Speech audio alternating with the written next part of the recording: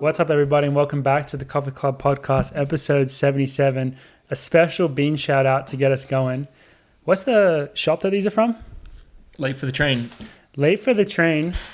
Ollie, I'm sorry. These are from Flagstaff, from special man Caleb Easton. No way. I didn't tell George who it was from, but Caleb Easton, fan of... That checks out. Yeah, ex-teammate of George, ex-Wisconsin boy. Well, Wisconsin boy for life. From Wisconsin high school. He's really got a foot in both camps here. He does. Yeah. And along with the beans... Where's his allegiance lie, though? Where's the life? Well, I have a second part to this, which I haven't revealed yet, which is for all of us. Go. Along with the beans, he also gave us some very special stickers for us. One for you, Ollie. Oh, fuck off. For you, George. I mean, they're all for us. But for those listening at home, they repeat the three-peat NAU 2022 national champions. They're pretty sick. NAU 6-time national champions cross-country stickers.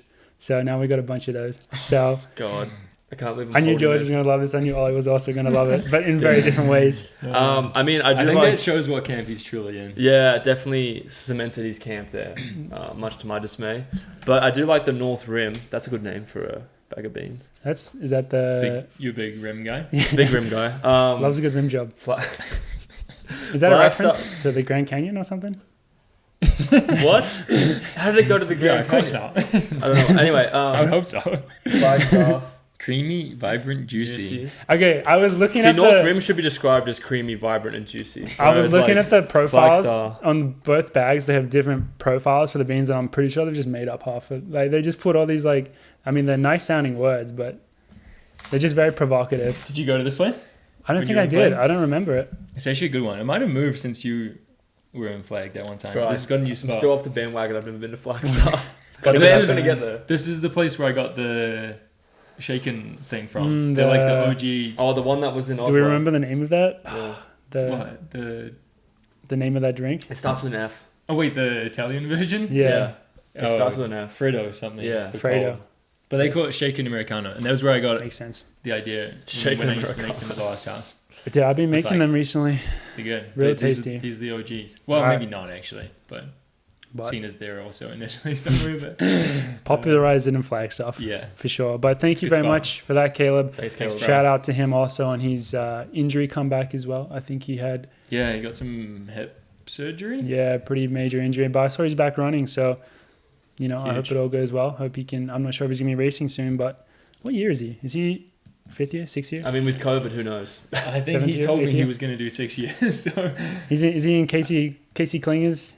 Wait, so yeah. Okay, did you see Casey Klinger was a sophomore? He's a sophomore in indoors. I thought that guy was around when I was running college. He's your age. He ran 2017. The crazy thing, so that's why his story is so crazy, is because he already had hella success his first year as a freshman. Well, he did not even first year. One semester, he just ran cross, and then he went. And he was like 20th or something crazy. Real good. And then he went for 2 years.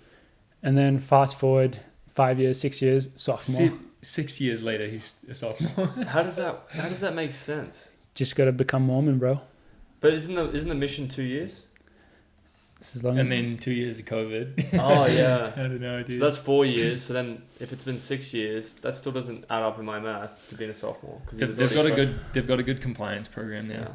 They're really good at that. One of the Q&A questions, which I wasn't going to... Oh, there's a Q&A episode, by the way, everyone. One of the questions was just BYU split shorts. Do you guys follow the no context track split shorts saga? The meme of... Yeah, so I'm guessing the split shorts is like that the shorts are really bad, that the dick and balls come out. Yeah, there's like a bunch of... I'm not sure if there's multiple or there's one main one, but there was like the classic, like... BYU kid, balls hanging out of the shorts. It'd be like he'd be leading the pack at like Nutty Comb. He's dick and balls hanging out. out. So now everyone memes the split shorts and everyone wants to get a pair of their split shorts. Wait, dude, okay. Do you know who else that happened to that we don't make fun of at all? I know one person in Wisconsin. Yeah, happened in Wisconsin. I know Wisconsin person. Maverick Darling, but who are you thinking? Home straight of like NCAA's. He's on our team. Oh, Yard had the split shorts in the green Under Armour. Yes. What race was that? shit. I don't know. It was a while ago. It was the green splitties, wasn't it? Or maybe it wasn't East Blades, but it was Notre Dame definitely was. Hayward, I think. I remember that at the time. Yeah. And then somehow it just got... It's because Yared's got too many other... He's got too many Easter eggs. There's too many Easter eggs. Like, for anyone else, that would be like a big deal. But for him... He probably didn't even like blink an eye at it. He's like, yeah, what did you expect? I got big balls. They're gonna come out of my shorts. He from just time to finished time. just go like that. Just the little bang, bang, The finger bang guns. guns. When he finished that Madrid race, the whole thing about Yeah. that, he did. So this is an aside, but he's just whatever he does, it just turns into meme gold for the Madrid race. For those who weren't watching, they did the start thing that all the big races do now, where they have the tunnel that the people come out of. Yeah. And everyone came out, and then there was like a 20-second gap, and then Yared just walks out, like as if like he got lost. He does the wave like that. yeah, as if he got lost. And then after the race, he wins it, beats one of the best like 1,500 fields of the season. And then he was feeling himself. He did multiple things. He did the finger guns, and then he did a bunch of other stuff. I can't remember. He had to. Everything he does just... It's just gold. It's perfect for no context, I would say. It is perfect for no context. Well, I mean, did you hear the story behind it? Like, apparently they made him wait because they wanted him to come out because he was the most favorite to win the race. And there was still one guy after him. I think it was Mokatir. Maybe was it him and I think it was Mo? those two. I think him and Mo were special. like the two heavy hitters, as Morgan would say. And they were coming through, and I remember Ritz was like waiting around going, "Where is he? Where's Yared? He's going to be like, you got to do his strides. He's gonna do strides, where is he?" And it's like, oh shit. Where is he? Like, forgot to come out, and then all of a sudden he just walks out casually, like he's woken up. Looks around. Is this the track? Yeah, It was hilarious. so that was the context behind that. It was like they tried to hold back Mokatir and Yared. Make the hype, and then he just walked out. Yeah. Just, what's going on, guys? Yeah. I'm here to race. Yeah, But so the main story for today, NCAA Indoors happened this past weekend, and a couple of days of amazing racing, as it is every year. Shame on us. Last week we didn't even preview it. We didn't. I don't think, I could be wrong, but I don't think we even mentioned it. I could be wrong. We didn't preview it in any fashion, and last week we had a lot of other stuff to talk about, so we were pretty into that. But the other thing with it is we did, like in our just day-to-day life, we talked about it a little bit, and on the men's and the women's were complete opposites. The men's sides, we looked at all the races and we were like, we don't know who's going to win. There's too many good people. The women's side, different story. We were like, Caitlin Tui's going to win everything. So, and that is kind of how it played out. And it was both very exciting because to start off with Caitlin Tui, to be doing what she's doing at still such a young age, pulling off the double, just convincing, racing up at altitude, coming from sea level, getting that 3K, 5K double, just I amazing. love how much of an issue it is to like all the people that said she was like done, like phenom in high school, and then she had maybe like not the best. And she had like one injury or something. And like maybe everyone was just like, I mean, I'm sure there were so many people that were just like, she peaked in high school, like blah blah blah. Yeah, seen this story before. Yeah, now she's absolutely just so dominant. It's insane. I'm not sure if anyone on the women's side has done what she's doing right now. No. Where you go the cross country 3K, 5K. I wonder if she's do already the won. So her 5K, 5K, outdoor 5K. Yeah, started outdoor with outdoor 5K. So she has NCAA titles as outdoor 5K, cross country, and then 3 and 5K indoors. So and sprinkle in 2 NCAA records and some team titles as well. Team titles. Yeah. How about that? NCAA record in the mile as well. She's probably going to be. She probably could have run the mile, but she just wanted to give someone else a shot. I mean, if she didn't do the classic like GoPro early, if she just went through college, she'd probably become one of the most decorated women in distance. She's already doing it. I mean, she's gonna surely she goes pro after this year because I don't see her staying. Financially, it would be a bad decision. The stock cannot get any higher. Yeah, it'd be financially a bad decision if she didn't go pro after this year. She has the NIL deal with Adidas, but I don't even know what that means. I don't think that's really that big of a deal. I think she's gonna go pro. Who knows? Maybe she'll join the OAC. That'd be pretty sick. That would be pretty cool. sick. But the women's side was, I mean, those races she dominated, and then, did you guys see the 800? The two Stanford 800 girls. I believe it's I'm gonna butcher his name. Is it Roisin? Roisin, I think that is actually Roisin Willis, and is it Juliet Whitaker? I think. Two Stanford true freshmen. Yeah. Both also high school phenoms a year ago. I think They both ran 2 flat, or I think Roisin actually ran under 2. Could be wrong. But then they go 1-2 NCAA Indoors first year together. After living the dream, winning the DMR the night before. Dramatic fashion DMR. They're setting the bar pretty high as true freshmen. Where do you go from there? Where they went was almost dropping the baton in the 4x4. Actually, they had like the worst changeover. But so maybe they are still freshmen. They're not perfect, I guess, but they're doing crazy stuff as a freshman. The 800 is an event where you often do see that, I suppose. Particularly indoors. Yeah, people come in as freshmen and they're just like already like so the best. Ahead. I mean, I think Mo, like when she came in to do the 800, it was like she was out for a jog. Yeah, Donovan Brazier was the same on the men's side when he came. I mean, he didn't actually win NCAA indoors. I don't know if you remember that, but then outdoors was when he won and set the world junior record. Indoors? Well, I think something happened to him. Wow, we're going down. This is memory. It's a rabbit hole. I think he maybe did make something weird happen. Not like I'm making an excuse for him, but actually, you know who won? I'm pretty sure Clayton Murphy won that year. I think you're right because he went 800 indoors and then 15 outdoors. I think this was 2016. Yeah. Really racking my brain right now. Yeah, really going through the archives. I think you've done well there. Yeah, you've done very well. But I think something happened to Donovan Brazier where he maybe didn't make the final even. Something like that because, yeah. But then outdoors he ran 142? Oh, 143. I think. It was either 144 low or 143. And I think it was a world junior record, NCAA record type. I just remember, because that was my first NCAA outdoors, and I was warming up at the time, and I just remember that was one of those moments where you're warming up and you hear it over the loudspeaker, and you hear the whole crowd just going crazy, and you're like, fuck, like what just happened? So, yeah, epic. Do you know who else I want to mention on the women's side, who I felt bad for, but also impressed by, is Lauren Gregory coming second again. I don't know what the stat is on how many runner-up finishes, but it's like, she's amazing. And every time she probably has like 10 team titles total because Arkansas wins like I know George and I are a fan because she has an amazing stride, really fun to watch, and she wears splitties. Everything about her is so cool. I was watching that one with Cinta, and Cinta had a lot of back-to-back with her because of SEC and all that, and in outdoors she even races the 10K, you know. She does it all.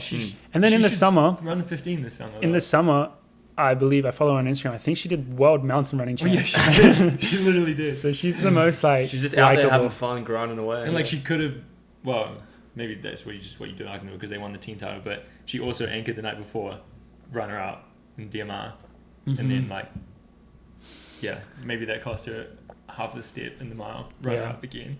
I really thought she was gonna get it, but she went a little early. That's my. She's been seconds and thirds, right? She hasn't won an NCAA title yet, has she? I think she's got second like a million times. Yeah, she's been consistent with second. One more chance outdoors. Yeah. But with like 120 to go, she was absolutely flying and like had it wrapped out. Yeah. But then 20 meters to go. She had a wall. So she just waited half a second. I feel like there's like a big belief in indoors that you have to go. This is coming from Yared too, who the ultimate last 20 meter guy. He was like, why is always, like, people always say you have to get it done on the back straight. Like, you know, leaving it for the home straight, it's too late. But I feel like a lot can happen. A lot can happen in the last 20 meters. Dude, yes and no. Last 20 minutes. I agree with that too. I was a believer in the back straight, and now I'm a believer in Yared's philosophy. Also, maybe there's nothing wrong with doing on the back straight too, but, like, there's still plenty of room with 40 to go. So many places can change hands. This NCAA is 100% proved what you're saying right now, because that was a story in a lot of the events. But if I'm racing, I still believe that compared to outdoors, at least, having the lead with 200 to go is so advantageous, because that was the back and forth between Grant Fisher and I. Every single indoor race, it was just whoever was leading into the bell won the race. Milrose, Grant had you at the bell. Yeah. Couldn't get round. So that's why I'm just like, that's true, why I'm but so if you are behind, if you're already behind and it's like, you can't do anything about it, do you wait 1 or 2 bends? It's a great question. I guess you got to wait till the end, but then it's just... Usually you can feel it out. I don't know. Yeah. When I'm behind someone, I can usually feel out, like, if it's like time to go after the first bend, you're like, okay, time to go. But if they still feel pretty strong, then you think, well, then just leave it to the last second and see if you can get past them. Yeah. Yared is also just the king of leaving it to the last. Yared's leaving it to the last, like, 2 meters. Somehow stumbling across the the line. Yeah, that race, that 1500 race in Austin was like the most nuts. Because like I honestly, I was in the race. I think I was 4th, and I remember seeing. I thought Justine won, and then we're looking up, and somehow I was able to like get through like under him, get his chest over the line and win it. It was like crazy. In indoor season, he did that twice in Ladima because he did that to Grant, and to us. He did that to you, Ollie, because we went and raced the DMR at Notre Dame during the season. He did that to me as and then he somehow did it to Grant as well. And both times it's always just like he looks. He's the king of it. Especially, I don't think he does. So when he races now, he just looks incredibly strong. But back then in college, he would do this thing where he kind of looked like he was dying a bit, and then he would bring it back at the very end. Now he just looks like amazing the whole time. He's just a more developed runner. He's just like that replay of the one with Grant came on. Like I watched that on YouTube like 2 days ago, and he looks like 15 like, compared to how he looks now. He looks so young and like still has a stride. Looked like he was completely out of it. Yeah, he still has that stride though, doesn't he? Mm-hmm. Oh yeah, it's been around since the time of college days. But so all the comments on the women's side? I think so. I mean, that was all the races, all some amazing performances. So good to watch. I like every race, and in indoors especially, every race is always just so exciting. This might be a bit premature before we go talk about the men, but indoors or outdoors NCAAs, what's more entertaining? If you go to watch it in person. Yeah. Obviously on the TV, I feel like it's the same because NCAAs. But I think in person, me personally, I'm going to say indoors. I think indoors is just the hype around it, close to the track. I would still say outdoors, but yeah, outdoors at Hayward Field, for me, is the pinnacle. But I would say as a competitor, I always feel like indoors is more exciting. But I've just been to, by the time you get to, I mean, it's not true because at indoors, every year, there's so many records set. And in Albuquerque, this time again, there was a ton of amazing performances. But I just feel like every time you see NCAA outdoors, there's always, at least 1, 2, 3 athletes who are truly world class, and they're bringing it all at outdoors. And to me, that's always hard to compare to in indoors. Because indoors is kind of like the warm up for outdoors. Really, it's just like the icing on the cake is definitely outdoors. I mean, as a spectator, I'm thinking like I don't know. When I think of indoors and going to spectator, it's just the atmosphere. You're much more indulgent to it, whereas in outdoors, it's too spaced out. Interesting word use? Probably a terrible word use. Classic Ollie move there. Okay. What I meant to say was, I think you indulge in... I'm using that word. I'm sticking with it. You indulge in the atmosphere more indoors because of the surrounding and like how it's kind of enclosed compared to where outdoors I feel like it's a bit spread out and you kind of can be a bit out of the action sometimes with certain things. But I feel indoors you're more in action, seeing it all, getting excited about everything. But you're definitely right with the outdoors being just the cream of the crop. But I think you rescued that pretty well. Yeah, no, I was thinking of the. I couldn't think of the word I was gonna use, and then I used that word. I'm thinking, I gotta fix this. Let's do it. Let's ride. Send it. But I gotta use it. Probably the issue for us as distance runners, which this would actually make indoors more exciting, is I don't think we're ever very invested in the team battle. Which, if you were looking at it from that perspective, I think it's very different because outdoors, the sprint schools tend to dominate even more. And if you're into that, it's probably very exciting. But indoors, the distance schools can actually do okay in the team battle. But I'm just being honest, I've never really cared about the team battle. We had one instance where we cared a lot. And that was in... where was that? That was Birmingham. That was last year. Yeah. I think we tied 4th. We were 4th, tied with Stanford. Yeah. I remember that. And then he was 4th last year. And he was 4th. You guys were meant to win when it got cancelled, no? We were... You guys ranked first? I think we were like first or second. Because we were ranked first going in, remember? We were like ranked with like LSU. It's just complete. You guys aren't even... Like no event you guys like crossing over each other. Not a single crossover. It's so funny. It was going to be so Which actually, good. I think that'd make it more entertaining because you're not competing against the team that's going to win. It's just about your performances individually. That'd have been kind of cool to see, actually. Yeah. But... I don't know, they're just different, but it's hard to relate to spectators because we've never been, well, we are spectators, like we watch it on TV, but I think what interests us is very specific. In going to a meet, it's just a different story, but I do overall think that an indoor meet is more exciting than an outdoor meet in general, unless you get to the pinnacle of outdoor meets where it is a full big stadium that's packed. and you do start to get that atmosphere, but the atmosphere is so much easier to get in indoors, which I think it makes it so exciting. But you're moving on to the men's. As we said, hard to pick favorites for these events just because of how deep it was at the top. And when you look at the start list these days and you look at the times that everyone is running, it's so intimidating. I can't imagine being an athlete now and running these crazy times and just squeaking into NCAAs. But I will say that still, once you get to the meet, once you get to the race, things separate. Surprisingly, things separate. Me and Ollie had this exact same conversation yesterday. Yeah, because you look at it and you're like, okay, so this is 16, 74, 745, 3K guys. Yeah. How are they going to separate? They all should just be a pack, but that's not how it plays out. It's just, it literally goes to pure racing, right? Like you think about times, I mean, look at the tension, well, not the tension, sorry, that's the wrong word. I'm starting to struggle with words. Mr. Thesaurus. The tension from the other team seeing, wait, let's see if we can fix this. The tension from the other team seeing with Washington do what they did in the mile, like, you're thinking, wow, there's going to be like no one else except for Huskies in that final, but there was, you know. I think just when it comes to pure competitive racing, people are always going to turn up and some people don't perform well. Mick Byrne used to have this saying, it was called the 1/3 rule. Do you remember it? Yeah, I still think about it. I still think about it a lot. The 1/3 is like 1/3 of the field will exceed expectations, 1/3 of the field will compete around what they're capable of doing, and then 1/3 of the field will be below it. So that's a good point. Actually. It's definitely, I think, when it comes to competitive racing, like NCAAs, you're not going for a time. You're purely competing against people. That kind of rule always comes to my head. Is like where these people are going to kind of fit in to that 1/3 rule. So it is pretty cool to see. It's just different. Caitlin Tui is just on a different level. Whereas like times for her, she can go and do a time trial and crush, and she can go to a race and crush. Whereas with the men, there isn't anybody there, I don't think, at that level.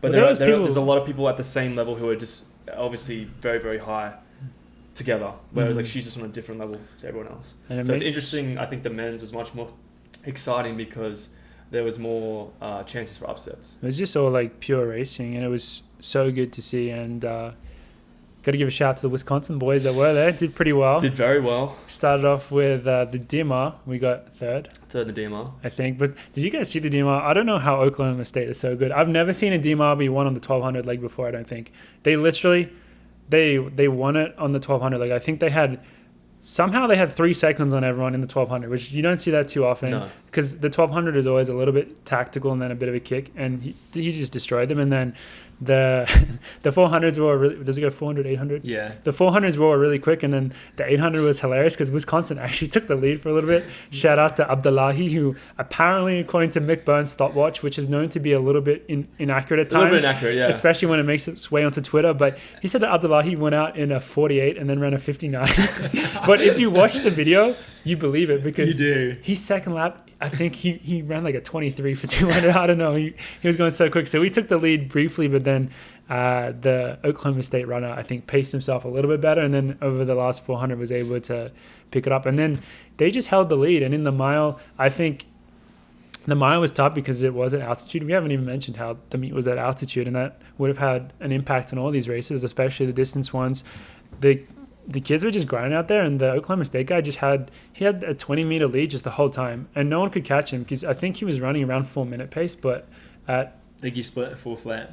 At that, pretty damn good. Yeah, at that altitude, that's extremely impressive. I think it's like 4 seconds, 5 seconds. Yeah, 4 or 5. Doing it from the front. So DMR, they crushed, and then big kick down behind Wisconsin. Who ran the mile for Wisconsin? Did Bob? Bob Liking. Which Bob Liking. For people who don't know, it's kind of funny to see. He 100% deserves it, but he's the type of runner who's like more pure cross country 10K. Yeah. So you don't expect him to be on the mile like at the DMR. The DMR, because we have really good mid distance runners as well. But I think with just everyone's schedule, like who was running individual events, it made sense. And the crazy thing about it is he had a mad kick down. Yeah. Like he kicked down like some amazing. Well, he beat the Washington guy.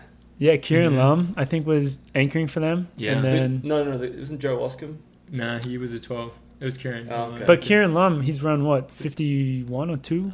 52 low, maybe. 52 this season. So look at that. So like Bob holding his own in the mile as well is pretty awesome. And then tragic to see. Well, who got second in the DMR?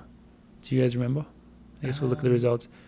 because Tennessee Ole was Miss, DQ'd. Ole Miss, who they had the craziest loss. Like he ran 357 up there. Really? Yeah, he ran Who 357. was it? Some transfer. I don't know. I can't remember his name. But the tragic one was Tennessee ended up third or fourth, and then they got DQ'd for the softest. I don't know if you guys saw a playback. I thought it was so soft. He passed on the inside. This is Yassine, who I absolutely love this guy.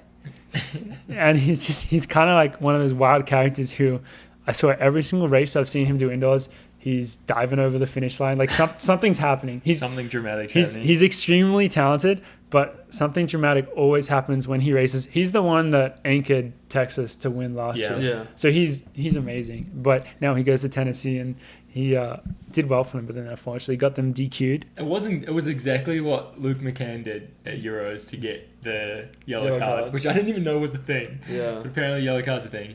Like you have the inside lane and then you're tying up and you can feel someone coming on your outside. So you just kind of stick your arm out and like run in lane 2 to block them, which is not great. Well, his one was a little different. I think he passed on the inside. I think he was speeding up and he passed, I think, Kieran Lum on the inside, and he gave him a bit of a bump. And then it was one of those ones where Kieran Lum was maybe dying a little bit, but then the bump made it seem like he slowed him down a lot. So it did, from that perspective, it looked like a pretty big impediment. But I think I don't think it actually changed anything. We got to check the replay for that. But yeah, Yassine, I just had to bring him up because he's on YouTube channel and he did a breakdown of him diving over the finish line, and then it just keeps happening though, so you can't keep like breaking down the same thing happening. Cause it'd be funny if he did though. He just kept breaking it down and different elements of it. Because it just keeps happening. But so that was the DMR, but also on the first night is the 5K, which was very hotly anticipated just because of how amazingly fast everyone was running. And I think the vibe for us going into it was Dylan Jacobs and Kai Robinson, based on.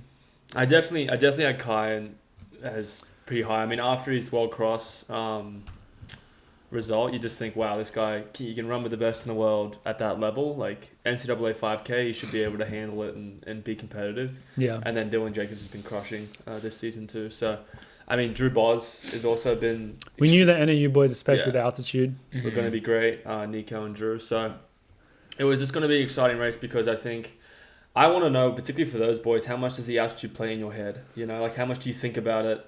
Because I wonder if that affects you in general. I mean, I'm sure the NAU boys think, wow, this is sea level for us, so we don't really care. Yeah. Whereas like Dylan, I heard that Dylan Jacobs came in the night before.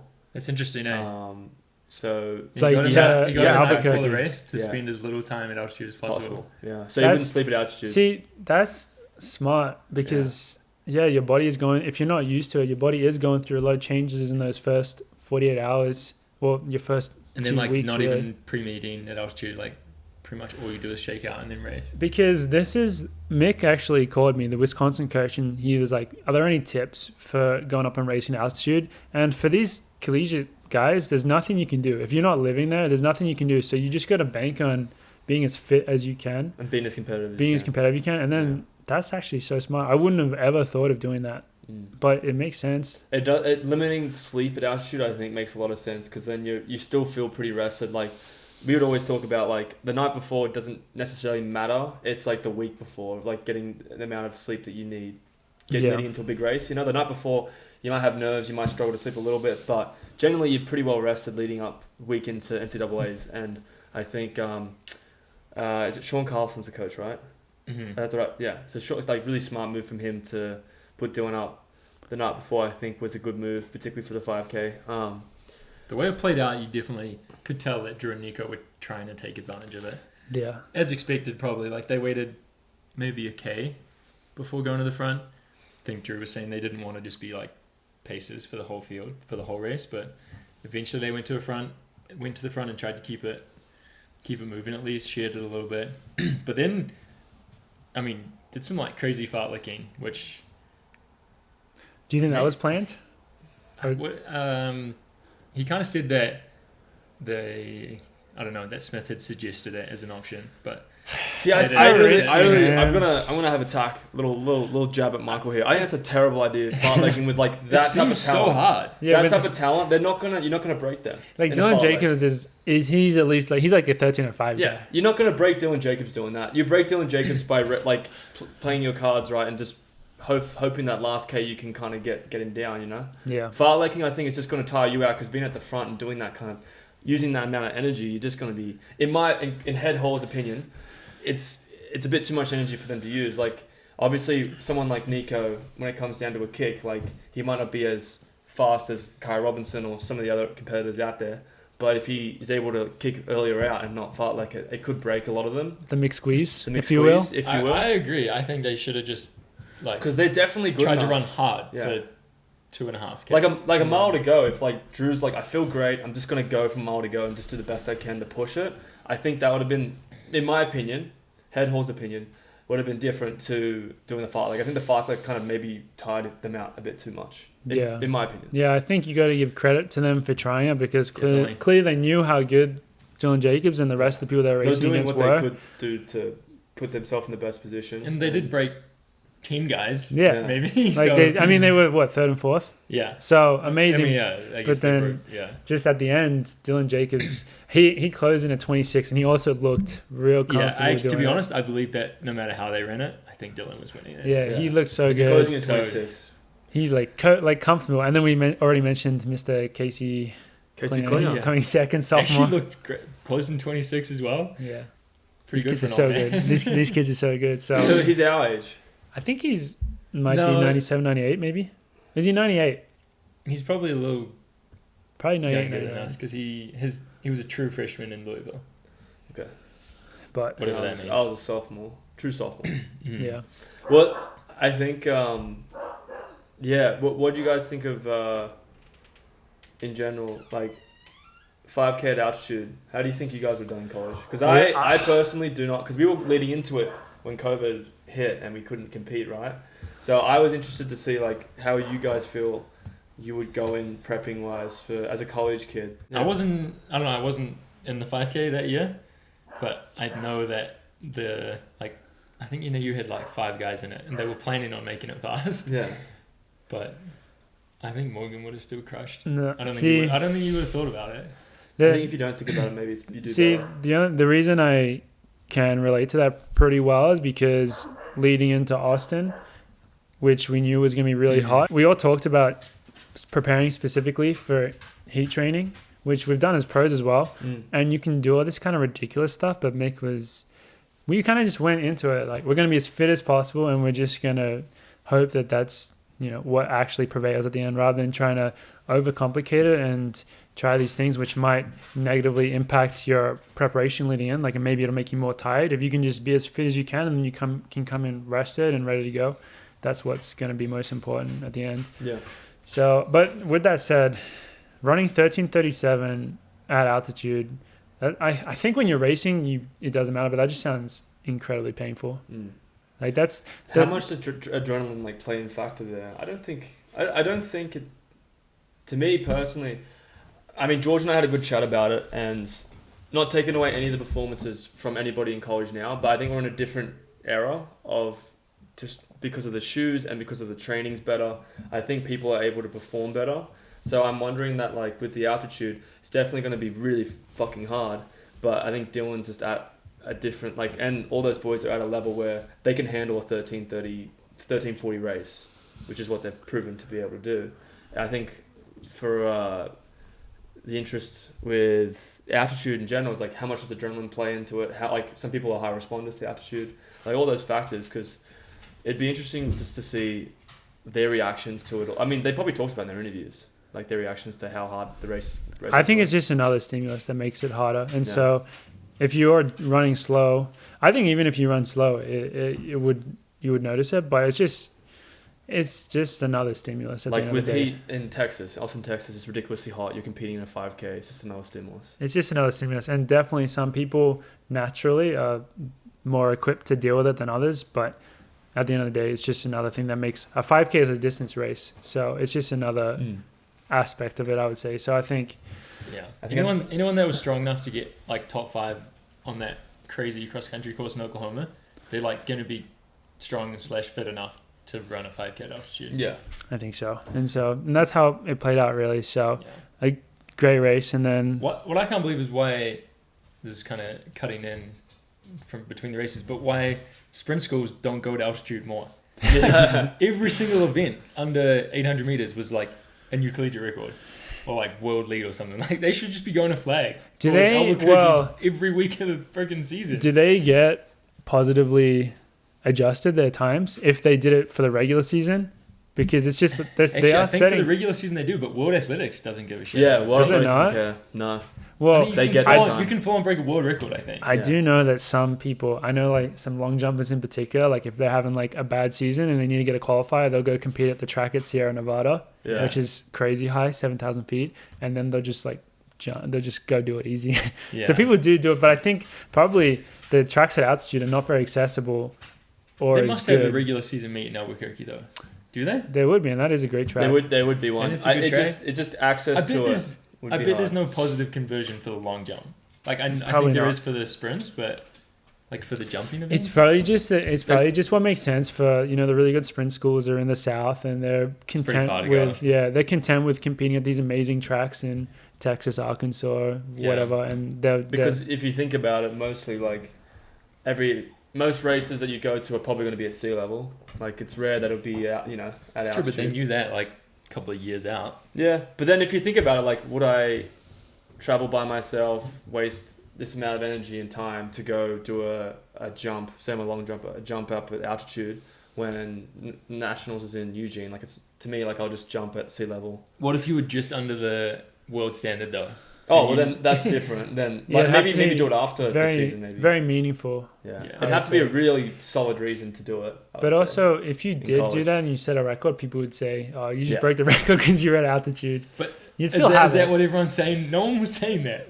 I mean, people knew. I'm saying. Yeah, you're saying it, but it's very different in the distance world because we always used to complain about, so he ran 4:03, that's a 3:56, 55 mile. Like that's been complained about a lot. I feel like in the middle distance and distance world in college, whereas in sprints and jumps, I don't think they care about that as much. But also because the records don't count.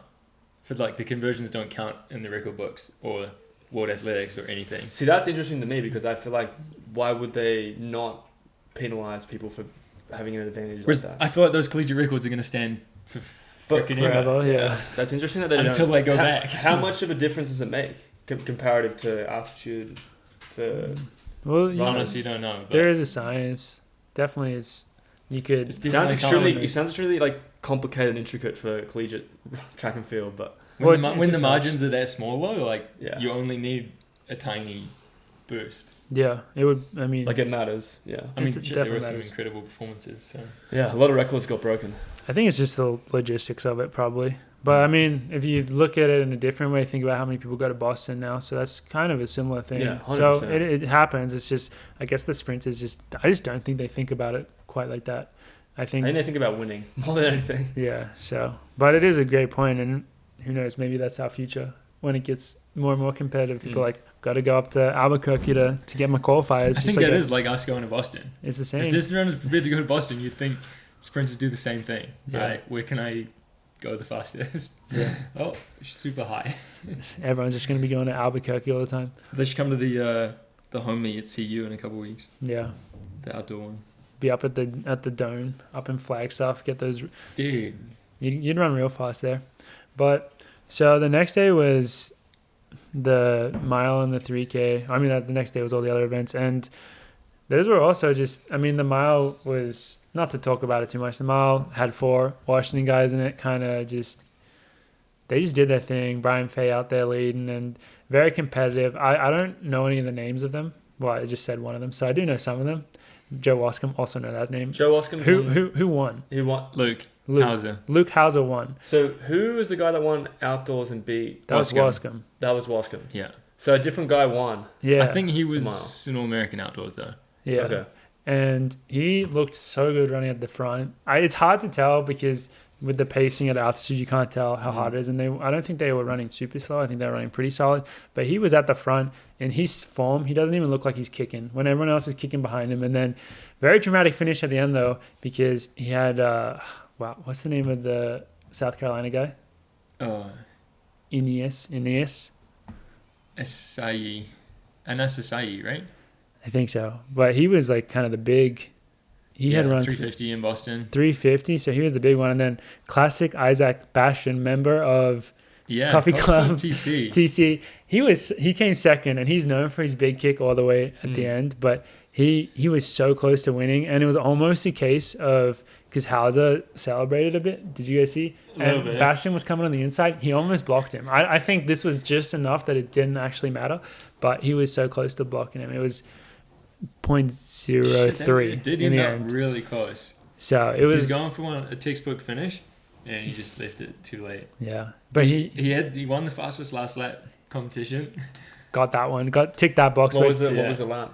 26. 26.1 maybe 26.2. The way he runs it as well. If you guys watch it, I think he goes on the inside of everyone, which I think he always does. So impressive. Yeah. Just navigating just chaos. I don't know how he hasn't I don't know. It's obviously easier said than done. But you'd think he would have learned from that by now. And I think he's really fit. I think he ran 254 this season. He's been in this position before. He said he was feeling super good. Obviously very confident, but then didn't run like he was feeling really confident. If you know that you're going to have that kind of last lap and you're in it to win, just freaking go in second place the whole time. Because he made it so hard for himself to come from fifth on the inside. Maybe he can't. Maybe he just wants to be textbook George. It's true. I can't say shit. But that's what you think watching it. Yeah, watching it sounds so obvious, but in when reality, you're in the race, it's a very different story. I've seen him race quite a bit now, and he's normally at the very back. And now the reason why I knew he was feeling pretty good is because he was middle. Now he's not literally last place anymore. So I was that's a good sign. It's a good sign he's going to be up there. That he's going to finish. What was interesting, listening to him talk afterwards, is that I don't really remember this from outdoors. But apparently he made the same move outdoors, but he went with 300 to go, and then it didn't go well in the last 100. He ran out of gas. Mm-hmm. So this time it sounded like he was trying to time it better, but missed out by probably 10 meters, not less, 5 meters. I think he's still young. I think he's still got a bunch more opportunities. So he's just a racer as well. Yeah, you can see a national title in his future if he can get the timing right. Got to get that. Wait, do we have? Well, I guess we have some NCAA titles, but I was going to ask if Coffee Club TC has NCAA. Yeah, Olin Hacker. Yes. Yes. Yeah. He was on the show before. He was. I was thinking someone that was on the show and then they won. Yeah. Olin. Okay, tick that box. Nice. Good job, guys. And technically, Drew and Nico were on after they won cross-time team title. Yeah, I think Olin's the only one. Yeah. Well, we'll take it. That's a pretty good one. That is. And then the 3K was, again, Drew Bosley. Drew Bosley, I think, overall, amazing couple of days. Just, he was the one who, across the 3K, 5K, did the best, I guess. I mean, Dylan Jacobs came 6th on the 3K, so he backed up amazing as well. And Casey Klingon got 2nd and 4th. So, actually, I don't know who did the best. I guess they all did really well. But Drew, in the 3K, I thought he was going to win with the way he was racing it at the front. And then in the last, literally 50 meters, I don't know how to say Fawad Masoudi, who he's the guy that pretty much won the DMR for them. He's the guy that dropped everyone by 30 meters. Yeah, I mean, he absolutely crushed, and he had a great finish. And then Jackson Sharp, man. I thought he was coming on the last lap. He has a great kick. Yeah. He had the jets. But he just, the way he raced. These guys closing. The way he raced, he just looked amazing. He's for those who don't know, he's from the Australia to Wisconsin pipeline. Yeah. Blue Mountains outside of Sydney. And he's come on amazingly, just getting better and better. Third, he probably was seeded 10th or so coming into it. So for him to be he just put himself up there and just with these amazing runners, and that's how you got to race it, 100%. You not be afraid. Yeah. It's crazy how often that closing in 26 is the difference. Yeah. Something about that number. No one who didn't win, or no one who won didn't close in 26. That's what it takes. For the kids at home. Didn't close in 26, but whatever. True. She probably could though. She probably could if she wanted to. She just didn't need to. No. fair. The NIL deal didn't pay for 26 closings, so she didn't need it. No, she just took the dub. But Took the yeah, dub. for those wondering what it takes, you got to be there, and you got to run a 26 at the end, and you'll have a good chance at winning. Yeah. It actually is that simple. It's just easy, really. Be in the top few people and then close in the 26 low. Yeah. 26 low, I think, wins it. It's simple math. Yeah. So, that might even be true at the pro level.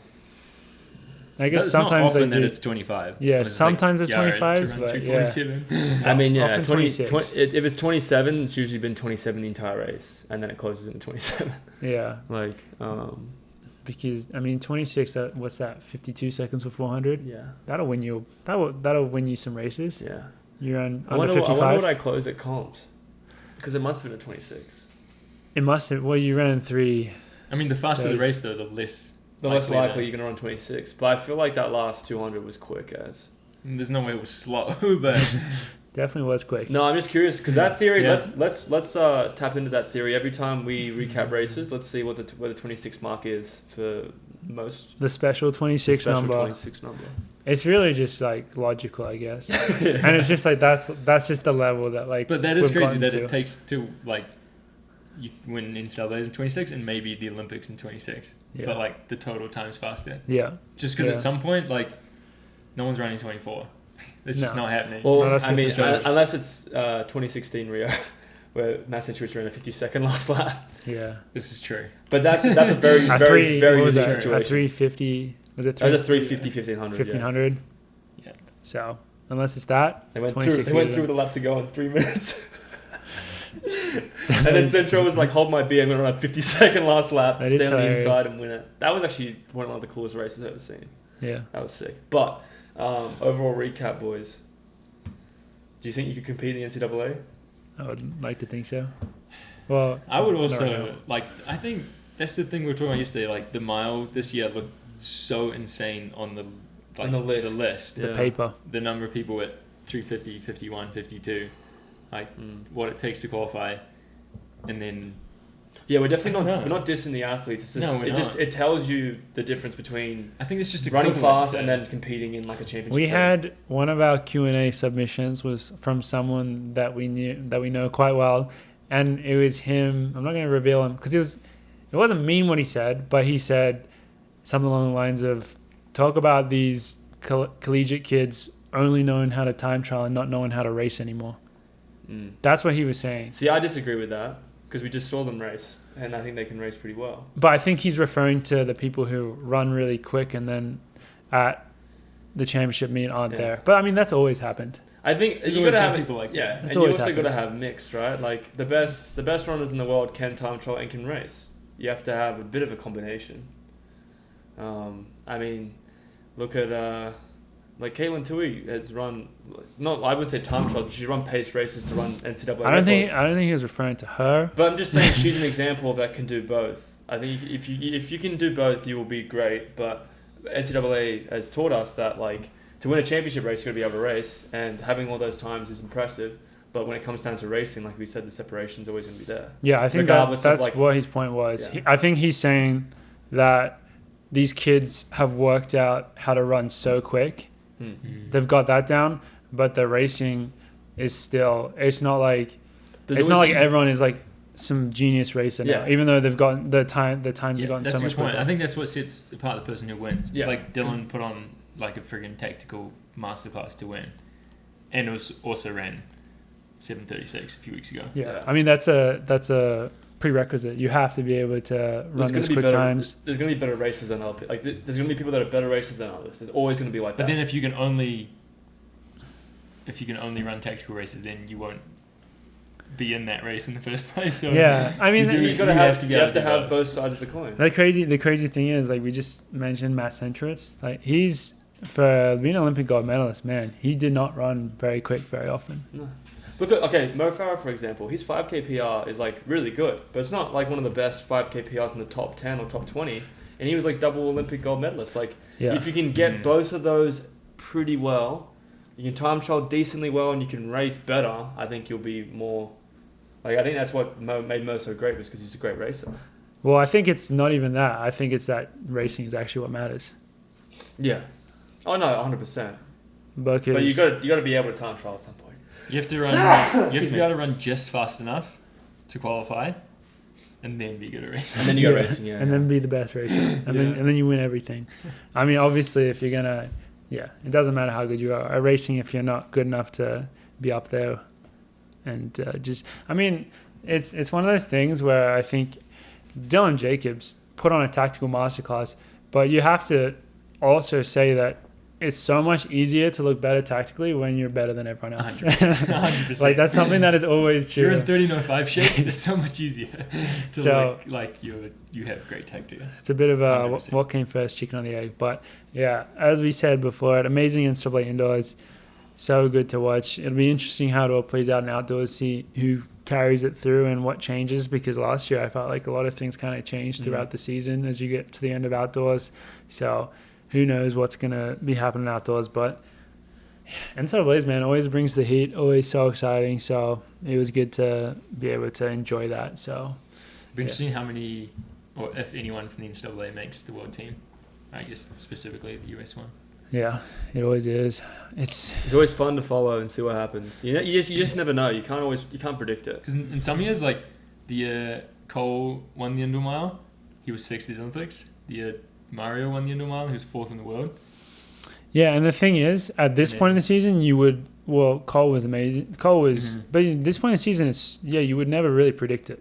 Like, even though Mario won the mile, you still wouldn't put money that guy's going to come 4th at Worlds and run 3:30 in 3 months from now or 4 months, whatever it was. So yeah, we'll see how it all plays out. But an amazing meet, and always nice to watch and relive the good old days when we used to get to go do that stuff, because it was so fun. It was fun. So fun. So I think our recap of NCAA indoors took so much. That took way longer than I thought it was going to. Usually does, actually. Yeah. It usually does. We always think it's not going to take that long, and then we just get through it and dissect it. Because there is a lot to it. So we had a bunch of Q&A lined up, but it's kind of hard to get in. I think we'll have to save most of it for the next couple of episodes. I think. Can we pick one? Let's just do one. Let's indulge ourselves and do one. Okay. See, that one is, we could talk about for so long. We could talk about that one for so long. What about this one? What's your guys' burrito order? Where? That's the question that needs to be answered. Where? I mean, if it's a breakfast burrito, for me, chorizo. I want a chorizo breakfast burrito. Do I want it smothered? Sometimes, but not all the time. I want some hot sauce with it. And I want those crispy potatoes in it, some eggs, some cheese, maybe some black beans. But yeah, that's my breakfast burrito order. And then my Chipotle order is that chicken al pastor. Pastor. That shit is fucking good, man. I think the past couple of times I've ordered Chipotle, I've got that chicken al pastor, and it's so good. So that would be my order. Wait, I don't think, is that a thing? Now my wires getting crossed. Isn't al pastor like pork? I thought it normally was, but or it just means like the pineapple. It's got al like and then P. It's al P. Oh, that's the sauce that goes with it. It's maybe the sauce that's with it. I gotta work. It's on chicken. I thought it normally was pork, but yeah. But whatever it is, I get that with. Like a pineapple if it's a burrito, I double wrap, obviously. Rice, black beans, the lettuce, the cheese, pico de gallo, bit of queso, bit of guac, and enjoy the burrito. That's mine. I'm going to just pick and choose a couple of things. I'm definitely also big breakfast burrito. Definitely not smothered. And if I'm going to do rice, it's white rice. Yeah, I don't do brown rice either. Coffee Club, is he TC member anymore? Now he's Coffee Club Tri member. Harvey Nelson told me that brown rice is in there. Dude, he's telling us a lot of weird shit, man. He's our food go-to for like weird stuff though. Everything he tells me, I believe. So I stopped eating brown rice that day. Did you actually? Yeah, pretty much. Jesus. So white rice. I normally go half and half on the beans. I reckon that's kind of a hack. The half and half? Because then I love black beans though. Well, I like pinto beans are good. That's smart. That's a smart move. I'm more of the slow cook guy, either the carnitas or the barbacoa. Carnitas is good, yeah. What's the place in Fleg that everyone goes to for their breakfast burritos that Jenna used to bring back for you? What was that called? Tourist Home, I think. Tourist Home. Yeah, it has. What's Boulder's Tourist Home? Like, if you get, is it Sancho's? Well, that's not gun barrel. Turison's not actually Mexican. It's just like a brunch spot. Oh, okay. Happens to have a breakfast burrito. That's really good. It is good. Yeah. Not very Mexican at all. Not very Mexican. Yeah. What's the equivalent? I don't know. Well, Sancho's It's like and a little. Gun It's like a little bougie. Yeah. See, Sancho's and Gun Barrel would be my. That's like Los spot. Salteños in If I'm really craving a knows that breakfast burrito, I'm going to Sancho's. Can't really think of anywhere here except for like maybe Napolitos. If you go to Napolitos, in Boulder, but there's some other ages. good ones. No, because we always go to Sancho's. So next to our gym is a Mexican restaurant called Sancho's. So we do end up eating a lot of Mexican food just from there. Yeah, it's on the wall there. Honestly, we've been in there. It's one of those ones where it's weird. We've been in there so many times, and they don't give a fuck about us. No. Still. Like I've noticed. Like I would think it's a family that like runs it. I would think that by the amount of times that we've been in there together and individually, they would be like, "Yo, what's up, on guys?" Like they don't care about us at all. They always ask me. Maybe that's because we're so uncultured and we don't speak Spanish. I feel like they're bros. No, Mario goes in there and speaks Spanish. He speaks Spanish, and they love apparently didn't they give him something for free? I don't know. I can't remember. But that's how you know it's really good, because it does always have a ton of Spanish-speaking people in there. A lot of Mexicans are there. Packed. It's always packed with the Spanish-speaking people, and that's when you know you've hit gold. But yeah, my order is not. I think it's like the same as your guys. Maybe if I'm feeling like a little bit of extra nandrolone in my diet, I'll get the pork. But apart from that, I'm normally getting chicken. Dude, how do you feel about putting like shrimp or like anything like that in burritos? Well, you mean to illegal Pete's? See, illegal Pete's is really good. You can get the fish burrito. I've never really done. Never had fish burrito, but I know it exists. You should try it because it's like they make it when you order it. But I'm in the middle of the country. I'm sussed out when I'm in the middle of the country eating anything other than sushi for some stupid reason. Well, even sushi. Yeah, that's especially when that's almost worse. I know that's what I'm saying. Like it's a stupid thing, but like if I'm like at Whole Foods, you like living on the edge. You like Whole Foods sushi. I like to risk it, bro. Foods no. But like if I'm going to a really nice sushi restaurant, then I'm like I feel okay about it. But if I'm going to like a burrito place, like I'm not going to get a fish burrito. It's also the smothered thing is it's a Colorado thing, right? It's not. Yeah, that's a specific Colorado thing. Well, maybe it's a Southwest thing. Really? Because you wouldn't, before I came here, like Wisconsin, never heard of a smothered burrito. But here it's like the standard. Yeah. To get it smothered in green chili, the Denver special, whatever it is. Yeah. In Denver. So. Denver. What's up, Denver? Those are our burrito orders. I think we'll finish up there. Oh, the one quickly, merch update. In the pipeline. It's in the pipeline. It's been further along the pipeline. It's been punted through the pipeline. Our CEO Gus has still had to look at some of the samples, and he'll get back to us once he's made up his mind. It is slightly further along the pipeline. Yeah. When Tom Wayne was in town, we gave it a couple. We gave it some nudges. We gave it some nudges down the pipeline, but it's still very much so in the pipeline. But hopefully in the next couple of months it'll be out there, and then once we get it down the first time, I think then from then on the system is there. So this is what I can't wait to see though, is just hella people turning up to meets in coffee club gear. It's just gonna be fucking sweet. That's the dream. That's the dream, baby. So good. But with that, I think that's a good place to end it. Episode 77. Nice little recap of NCAAs. Thank you very much for all the Q&A that we did get. We'll get to it in the next couple of episodes because there were so many amazing questions. Some good ones. We're excited about it. Very excited. But that's it from us for today. Thank you very much for watching, everyone. We'll see you guys next week.